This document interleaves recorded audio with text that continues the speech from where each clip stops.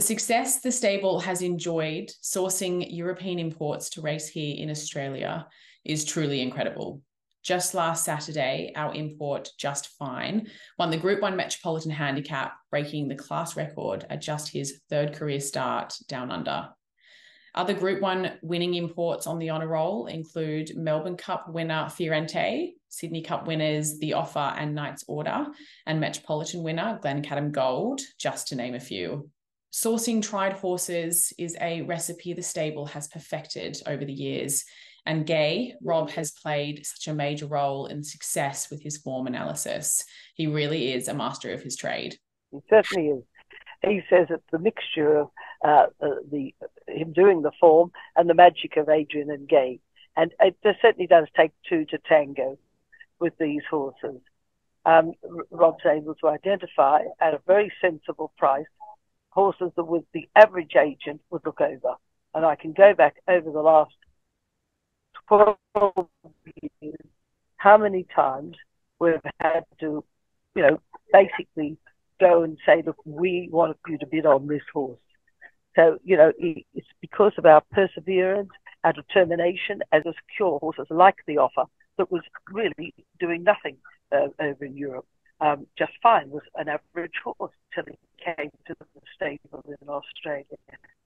I think it's a mixture of us being able to identify the horse when he arrives and tap into his essence and bring that out. Really pay attention to him and zoom in on those little things that might make him improve.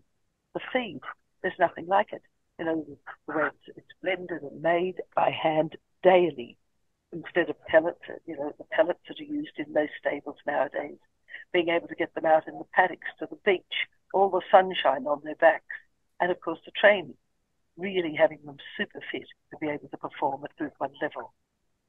I think those owners that really wish to be winning those feature-staying races here in Australia, those important Cups races where there's plenty of prize money, we really need to be targeting these horses out of Europe. The results show time and time again how strong these horses are at those distances. They're obviously just superior bred stayers. The grounding that they've had in Europe prior to coming to Australia is certainly very crucial as well. And just the training of these horses once they arrive in Australia, in order to prepare them for these races, that they do become superior stayers. So I think it's crucial, as I said, for anyone wanting to be competitive in that area of this industry here in Australia. They're really the types of horses that we need to be targeting. And personally, that the stables had some fantastic success from horses out of Europe across a number of different ranges of races. Even from the shorter trips of a mile all the way through to obviously the Melbourne Cup, Brisbane Cup, Sydney Cups, been very effective, and certainly from a varying range of prices out of Europe as well. So I feel we've really got, after having many years of the experience there, a really good understanding of, firstly the physical type of horse that we need to be targeting and bringing down here. But I guess the real ace that we have, no doubt, is the selection process and the data we have from Rob Waterhouse, that insight that sort of really helps us find that niche type of horse that may not necessarily be the obvious type, but horses that we know will suit the conditions down here. Not all horses brought down here obviously adapt as quickly or are as well suited. And I think our process has really sort of been able to find those types and give us a much higher percentage strike rate of those horses coming down to Australia being successful, and not just winning races, but really importantly winning races at the elite level. And that's where obviously we all want to be. That's where the prize money is geared. So we are seeing now each and every year these horses, the value that they can be purchased at, and how quickly we can generate a return on that outlay for you, just with the prize money usually within their sort of first 12 to 18 months. So really, it's a strategy, obviously different to yearling purchasing and buying, but one that can be very very successful and very lucrative. Yeah, it's been an amazing success. Like you said, Gay, you kicked off with the idea and the concept in late 2011, so November 2011, 12 years ago, as you mentioned.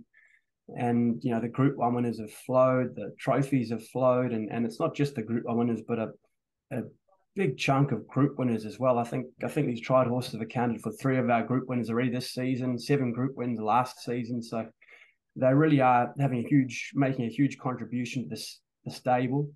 Just to give some context to everyone out there, you know, why this model is working so well. You know, we're able to, through Rob's form, identify elite talent. And just due to our fantastic prize money here in Australia versus what's on offer in Europe, these horses are just so much more valuable to us than they are to the Europeans. And hence we can go in there and through, with the help of Rob, weed out the ones that, you know, are going to perform and be effective on our tracks, in our race conditions. And those horses have shown enough speed to be competitive here in Australia too. And as Rob says, he identifies at elite speed and he gets them down to the Tulloch Lodge in the hands of Gay and Adrian. You're able to improve them many lengths again on what their best form shown. And here we are. You know, if we were trying to buy these horses in Australia, these same sort of 100+ rating horses in Australia, you'd be paying 10x what we have to pay for them out of Europe, and hence the concept has worked so very well.